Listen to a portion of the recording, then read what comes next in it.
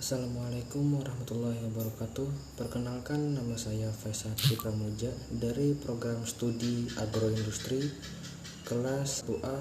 Saya di sini ingin mempresentasikan tentang studi kasus korupsi Bansos dari mantan Menteri Sosial. Korupsi Bansos, Juliari divonis 12 tahun penjara. Tersangka mantan Menteri Sosial Juliari Peter Batubara tiba untuk menjalani pemeriksaan di Gedung Merah Putih KPK, Jakarta. Berkas perkara Juliari Batubara yang terjerat kasus dugaan korupsi dana paket bantuan sosial atau singkatannya Bansos COVID-19 untuk wilayah Jabodetabek tahun 2020 memasuki tahap 2 dan siap disidangkan di pengadilan. KPK menetapkan mantan Menteri Sosial Juliari Batubara sebagai tersangka kasus dugaan suap bantuan sosial penanganan pandemi COVID-19 untuk wilayah Jabodetabek tahun 2020. Menurut KPK, kasus ini bermula dari adanya program pengadaan bansos penanganan COVID-19 berupa paket sembako di Kemensos tahun 2020 dengan nilai sekitar 5,9 triliun dengan total 272 kontrak dan dilaksanakan dengan 2 periode.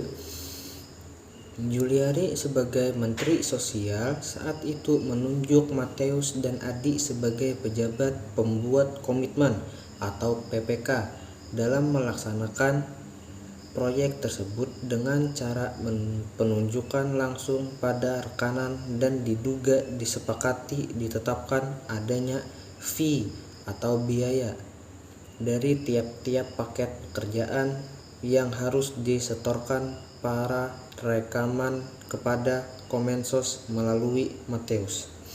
Periode kedua, pelaksanaan paket bansos sembako terkumpul uang fee atau pembayaran dari Oktober sampai Desember 2020 sekitar 8,8 miliar. 1999 tentang pemberantasan tindak pidana korupsi sebagaimana telah diubah dengan Undang-Undang Nomor 20 Tahun 2001 tentang perubahan atas Undang-Undang Nomor 31 Tahun 1999 tentang pemberantasan tindak pidana korupsi JO Pasal 55 Ayat 1 ke 1 KUHP. Divonis 12 tahun penjara, Juliari divonis 12 tahun penjara dan denda 500 juta rupiah oleh Majelis Hakim Pengadilan Tindak Pidana Korupsi atau disingkat Tipikor, Jakarta pada Senin 23 Agustus 2021. Majelis Hakim menilai Juliari terbukti melanggar pasal 12 huruf A Undang-Undang Republik Indonesia Nomor 31 Tahun 1999 tentang pemberantasan tindak pidana korupsi sebagaimana diubah dalam Undang-Undang Republik Indonesia Tahun 31 Tahun 1999 tentang pemberantasan tindak pidana korupsi sebagaimana diubah dalam Undang-Undang Republik Indonesia Nomor 20 Tahun 2001. Selain itu, hakim juga menjatuhkan pidana tambahan untuk membayar uang pengganti sejumlah 14 miliar. Jika tidak diganti, bisa diganti pidana penjara selama 2 tahun. Hak politik atau hak dipilih terhadap Juliari pun dicabut oleh hakim selama 4 tahun. Hal memberatkan Juliari menurut hakim perbuatannya dapat dikualifikasikan tidak kesatria. Ibaratnya lempar batu sembunyi tangan, kemudian berani berbuat tidak berani bertanggung jawab, bahkan menyangkali perbuatannya. Hakim juga menilai perbuatan Juliari dilakukan dalam keadaan darurat bencana non-alam yaitu wabah COVID-19. Sementara yang meringankan, Juliari belum pernah dijatuhi pidana. Ia juga sudah cukup menderita dicerca, dimaki, dihina oleh masyarakat. Hakim juga menilai Juliari telah divonis oleh masyarakat telah bersalah, padahal secara hukum terdakwa belum tentu bersalah sebelum adanya putusan pengadilan yang diberlakukan atau diberkekuatkan hukum tetap.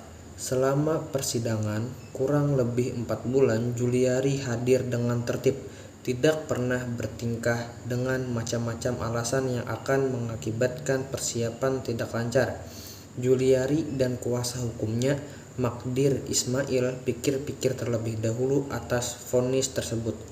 Kami sudah sempat berdiskusi sedikit dengan terdakwa untuk menentukan sikap. Kami akan coba mengambil sikap terlebih dahulu untuk pikir-pikir yang mulia, ujar Magdir Ismail. Vonis ini lebih berat dibandingkan tuntutan jaksa KPK. Sebelumnya Juliari dituntut 11 tahun dan denda 500 juta, subsidiar 6 bulan kekurangan oleh jaksa KPK. EKS Mensos Juliari Batubara dituntut 11 tahun penjara. Jaksa menilai Juliari terbukti menerima suap dalam pengadaan paket bansos COVID-19 wilayah Jabodetabek tahun 2020 sebesar 32,48 miliar. Selain itu, Juliari juga dituntut pidana penggantian sebesar 14,5 miliar dan hak politiknya dicabut selama 4 tahun. Dalam tuntutannya, jaksa menyebut mantan Mensos ini memerintahkan 2 anak buahnya yaitu Mateus Joko dan Adi Wahyono untuk meminta fee atau pembayaran 10.000 tiap paket bansos COVID-19 dari perusahaan penyedia. Sekian presentasi dari saya, semoga bermanfaat dan bisa dapat dipelajari. Salah hilaf mohon maaf. Wassalamualaikum warahmatullahi wabarakatuh.